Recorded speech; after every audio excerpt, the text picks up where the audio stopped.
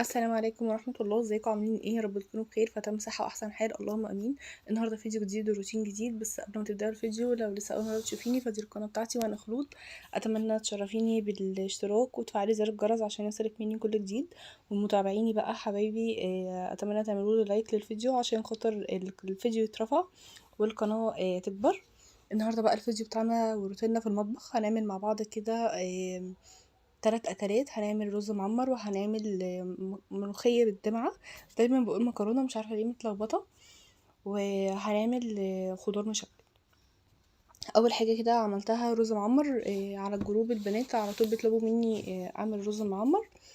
فالرز اللي هو او برام رز في الفرن بعمله ازاي؟ عندي هنا كوبايه ونص. عندي كوبايه ونص من الرز، بحط عليه كوبايه لبن ونص كوبايه ميه. بحط اللبن كده، بدوب معاه فلفل اسمر وبقلبه. وبعد كده بحط الملح مع الميه وبقلبه كده كويس، وبحط معاه كمان السمنه. عايزه تحطي السمنه الاول مع الرز وتفركيهم مع بعض تمام براحتك، عايزه تحطيها زي ما انا عملتها. هو في تلك الحالتين هيشرب السمنه بتاعته وهيبقى حلو، بس زودوا الايدام بتاع الرز اللي في البريم شويه وهيطلع معاكم حلو ومفلفل ومفيش اي حاجه. طيب الفرن بتاعي في ناس ياما بتشتكي ان الفرن بتاعها مش بيسويه او بياخد وش وما بيستواش. طب اعمل ايه؟ يستحسن ان انتي تحطيه الاول على الشوايه. لو انتي الفرن بتاعك كده حطيه الاول على الشوايه ياخد وش، وبعد كده غطيه بالورق الفويل، او لو عندك غطا حله قديم ألمونيا تكوني مش عايزاه غطيه بيها. بس انا يعني الفرن بتاعي بيستوي وياخد وش الاتنين مع بعض. قلبته هنا بقى كده كويس، وهدخله الفرن على درجة حرارة 220 وهيستوي بقى معايا. وده اول حاجة عملتها علشان خاطر بياخد وقت كبير. لو ما عندكيش برام ممكن تعمليه في صينية، وممكن تعمليه كمان في الصينية البايركس بيطلع حلو قوي. اي حاجة عندك متاحة اعملي فيها، بس هو في البرام بصراحة بيبقى طعمه حلو قوي. طيب في الصينية بينشف، ممكن برضو تحطيله تزوديله شوية ايدام برضو، علشان خاطر هو احلى حاجة بيتعمل فيها هو الرز المعمر هو البرام بصراحة. هنا هنعمل مع بعض بقى خضار مشكل كده. انا كان عندي كيسة خضار مشكل كنت جايباها من السوبر ماركت، من ماركت بسمة يعني. بصراحة انا مبحبش الخضار اللي هو بجيبه من السوبر ماركت، انا بحب الخضار الطازة. بس ما فيش بزلة في السوق. فقلت بقى ايه، خلاص مش مهم وانا نفسي فيها، فقلت خلاص مش مهم يعني مرة مش هتزعلني. اول حاجة كده حطيت السمنة وخليت الحلة تكون سخنة. خلاص السمنة ساحت، هنزل عليهم كده ببصلية مبشورة لحد ما البصلة تصفر.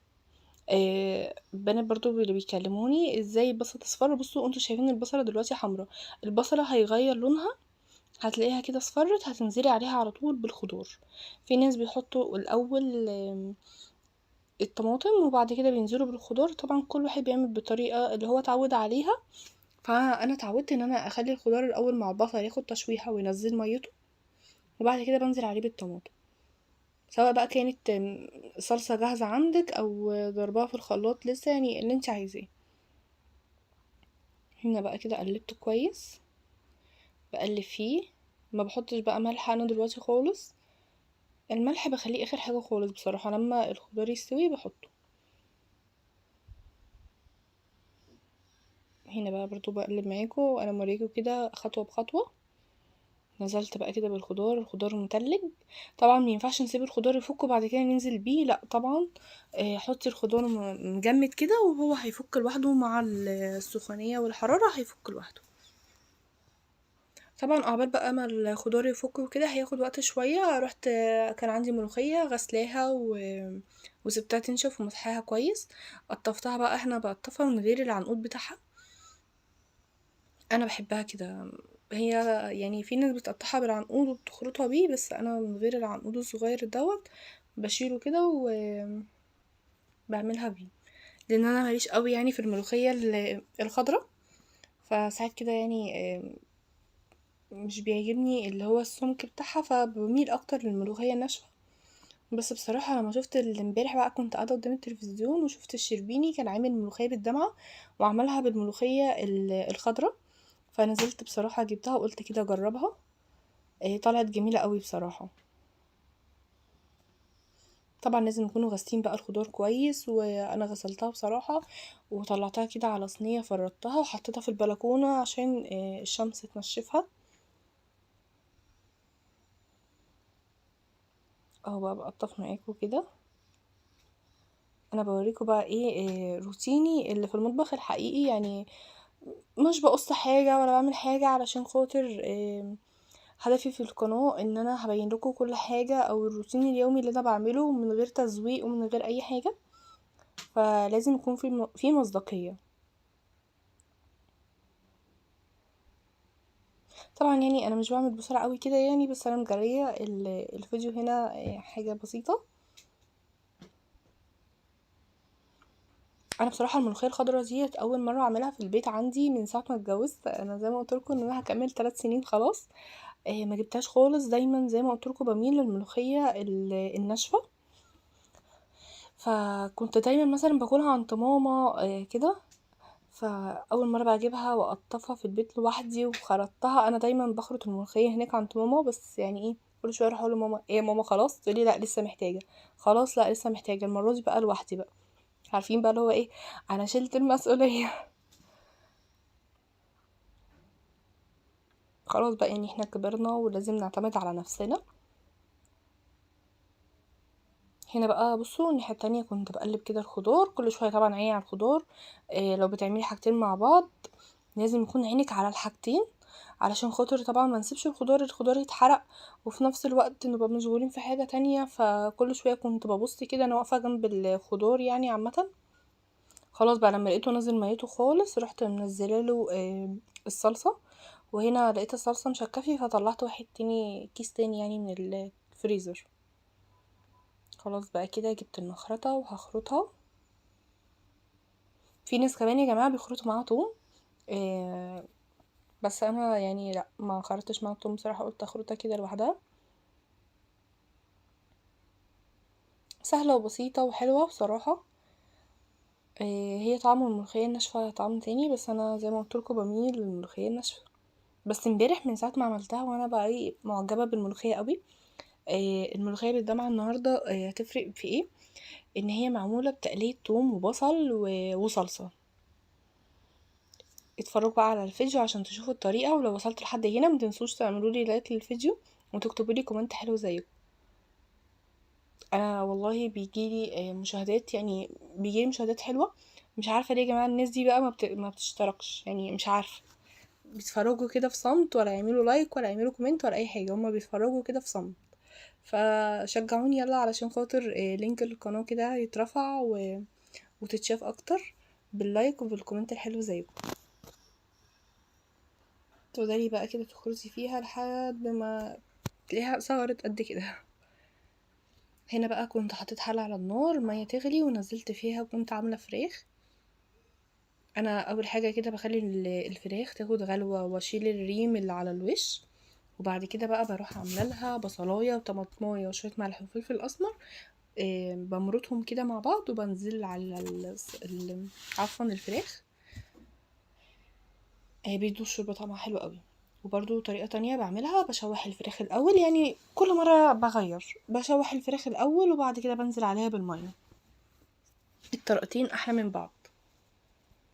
وكمان ممكن تضربي لها طماطم في الخلاط وتصفيها كده وتنزلي على الشوربه، بتبقى الشوربه حمرا بقى، بتبقى خطيره بصراحه. بس وهنا برضو بوريكم عملت حاجتين وبعمل في الحاجة التالتة كمان علشان خاطر ننجز.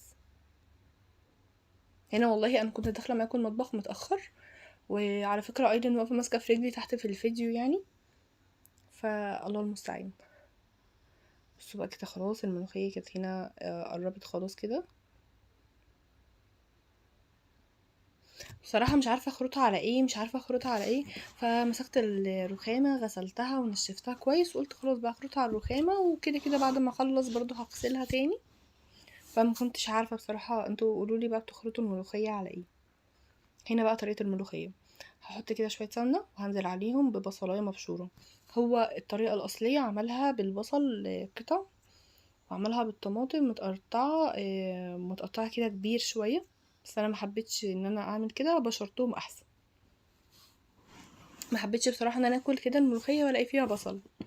ونزلت عليها كده بمكعب، وزي ما قلتلكوا كده نزلت عليها بمرقة الدجاج كده. هو برضو الطريقة اللي عملها بيها ان هو ما كانش عنده شوربة، فعمل ايه، حط مكعبين دجاج، مرقة دجاج، وحط عليها مية. فانا عشان عندي شوربة فحطيت بس حاجة كده ان هي تدي طعم وخلاص. نزلت بقى هنا كده البصلة يا دوبك هتخش في يعني ان هي تصفر، فنزلت عليها بالثوم، قلبتهم كده كويس مع بعض. انا هنا مش مكتره الاقدام لان كده كده هعمل طشه وهيبقى فيها اقدام، فعشان ما نسخنش يعني عشان عندنا فرح. اهو بقى كده قلبنا كويس. الريحه هنا كانت طالعه خطيره بصراحه، خطيره. دي اول مره اعمل فيها الملوخيه كده. انا دايما بعمل الملوخيه ان انا بغلي الشوربه وبعد ما بتغلي بطفي عليها وبحط الملوخيه وبقلبها كويس واشوف كده هي مظبوطه ولا لا، السمك بتاعها عامل ازاي، وبعمل لها بقى الطشه الثوم والكزبره وبروح حاطها عليها. هنا بقى كانت اول مره اعمل للملوخيه كده بصل وثوم الاول قبل الشوربه، وانزل عليهم الشوربه يعني. هو بقى بقلب كده برضو لحد ما تصفر، وبعد كده هنزل بطماطمايه مبشوره. بصوا انا باينه بوريكم برضو طريقه سهله وجميله وجربوا الطريقه دي كده وقولوا لي فرقت ولا الطعم هو ولا انتوا اصلا بتعملوا الملوخيه كده. بصوا بقى كده نزلت اهوت بالطماطم. ممكن الطماطم تنزلي بيها زي ما قلت لكم مكعبات او تنزلي بمعلقه صلصه لحد بقى ما الطماطم كده تتسبك، وبعد كده هنزل بالشوربه. طبعا ما تكتريش لو عامله مرقه دجاج اتنين يعني مرقه دجاج، ما تكتريش الملح لان مرقه الدجاج مالحه، فخلي بالك كويس قوي في مرقه الدجاج في الاكل علشان خاطر بتملح الاكل هي. هنا انا ما حطيتش ملح بصراحه خالص الملوخيه لان انا الشوربه كنت حاطه لها ملح، وهنا حطيت مرقه دجاج فما حطيتلاش ملح وكانت طالعه مظبوطه. بصوا بقى كده خلاص الطماطم دخلت اهي في التسبيكه، بدات تتسبك شويه.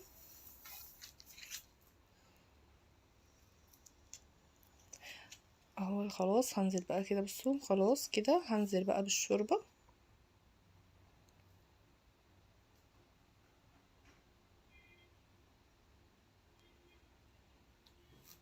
على طول بقى كده هروح جايبه الشوربه. لو انتي طبعا عندك ميه ما عندكيش شوربه انزلي بالميه عادي.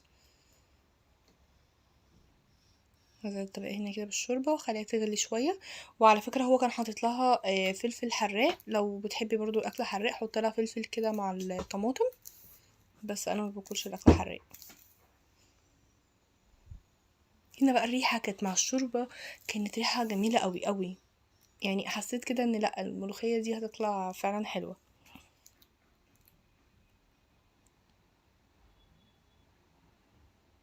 انا حسيت كمان ان الشوربه عطتها طعم احلى من الميه. خلاص بقى كده الشوربه خلاص هنا بدات تغلي، هجيب بقى الملوخيه كده وانزل وافكها بقى مع الشوربه، واشوف كده بقى هي تخينه محتاجه ملوخيه محتاجه شوربه، ازود بقى ايه على حسب كل واحد ما بيحب. هنا عندي خلاص كنت هطفي النار بقى كده، قلت لا خلاص مش محتاجه النار علشان خاطر ما تعملش عرق. زودت شويه.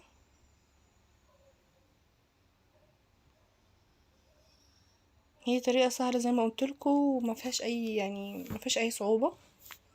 انت لو حبيتي المطبخ وحبيتي ان انت داخله بقى بتطبخي وكده هتلاقي الاكل طالع معاكي زي العسل. انا دايما اقول ماما كده، انت لو بتطبخي وليكي مزاج للطبيخ الطبيخ بيطلع سكر، لو ملهاش نفس خلاص بقى الاكل كده تحس ان هو ملهوش طعم. هنا شغلت تاني البوتاجاز، حسيت ان هي لأ، عايزه غلوه واحده بس كده او تسخن. المعلقه دي بصراحه ما كنتش عارفه بقى ايه هي السمك بتاعها حلو ولا لا، رحت جبت معلقه عاديه اللي احنا بناكله بيها وشفتها كده لقيتها تمام مظبوطه.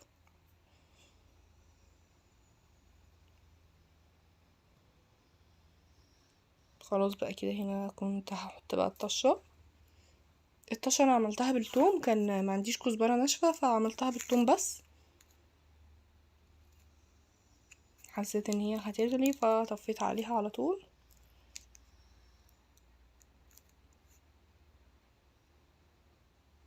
هو ده بقى كده اللي انا عايزاه.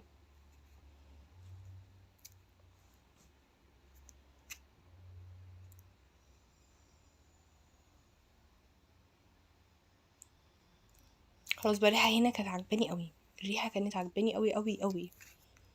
لو وصلتي لحد هنا متنسيش بقى تعملي لايك للفيديو. بصوا شايفين؟ تعالوا كلوا بقى. هنجيب بقى هنا كده طاسه حطيت فيها شويه زبده سمنه، واحط فيها حبه زيت كمان يدوبك كده تسخن، وهنزل عليها بالثوم.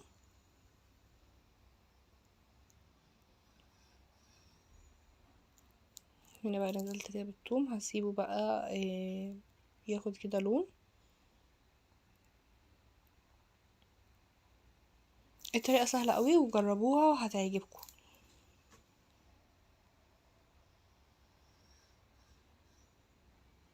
كان الرز بقى عندي استوى خلاص، وانا بعمل الملوخيه اخر حاجه بحب اعمل الطشه لما يكون الاكل كله خلاص استوى والفراخ حمرتها والدنيا خلاص كده تمام، اعمل بقى طشه الملوخيه عشان ناكلوها على طول. انا ما بحبش اسخن الملوخيه خالص، وما بحبش اكل الملوخيه تكون بايته.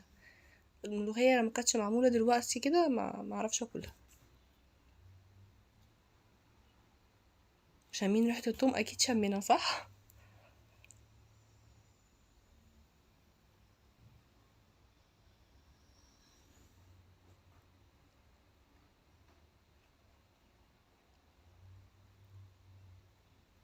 خلاص كده قربنا نخلص، واشوفكم في فيديو جديد بقى ان شاء الله.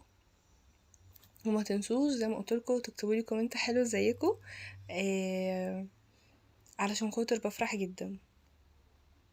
خلاص بقى كده كنت خلصت خالص. وعلى فكرة وانا بعمل الاكل كده لو طلع طبق او طلع اي حاجة مش نظيفة بغسلها على طول، علشان خاطر ما يبقاش عندي مواعين كتير. هنزل بقى هنا كده بالطشة. طبعا بقى ايه، اكيد بقى حضراتكم سامعين الصوت، بس انا طبعا بقفل الصوت بتاع الفيديو علشان خاطر ايرين يعني بتكون بتتكلم بتزعق كده يعني. وبعد كده بقى هنا جبت الحلة، وطبعا بقى الحركة دي كلنا بنعملها. نزلت عليها تاني بالملوخية في الطاسة، قلبتها بقى كده كويس، وخلاص كده هناكل بقى. تعالوا كلوا معانا.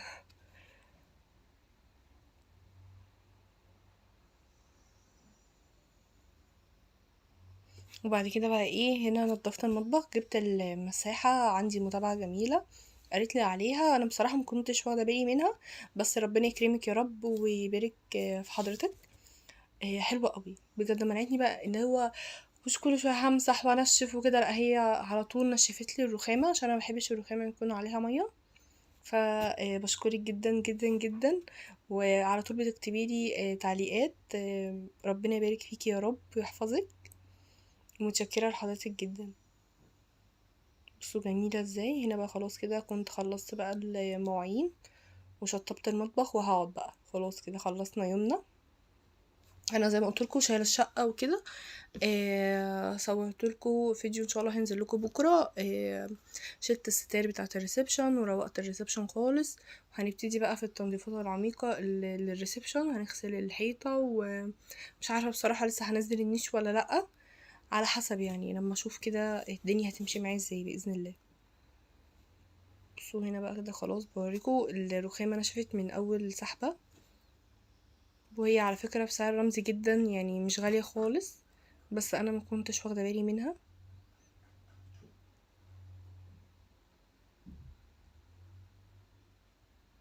المطبخ بقى لازم يكون نضيف، ولازم طبعا وانتي بتعملي الاكل اي حاجه اتوسخت بتغسليها، علشان خاطر ميبقاش عندك بقى كركبه بعد ما بتتغدوا كده، يبقى عندك مواعين كتير، يا دوبك هيبقى عندك كام طبق اللي انتوا اتغديتوا فيه وخلاص كده. بوريكم بقى كده خلاص المطبخ نضيف والحوض فاضي.